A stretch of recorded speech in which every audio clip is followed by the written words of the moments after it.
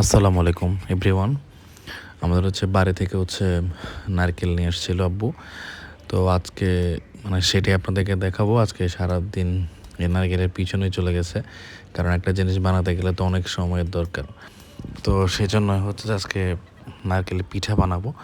তো আপনাদেরকে সেটাই দেখাবো আজকে, যে নারকেলের পিঠা বানাচ্ছি সেটাই।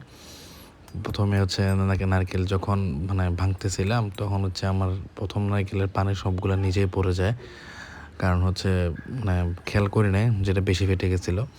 টোটাল 3টা নারকেল ছিল, 3টা নারকেলের মধ্যে যে 2টা ভালো ছিল, একটা একটু নর্মাল হয়ে গেছিলো, একটু নষ্ট হয়ে যাওয়ার পথে ছিল।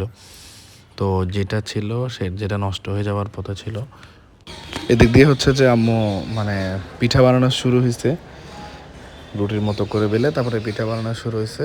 আর ওই দিক দিয়ে যে আপনাদের ভাবি আর আমি যে পিঠা তেলে দিয়ে ভাজার জন্য রেডি।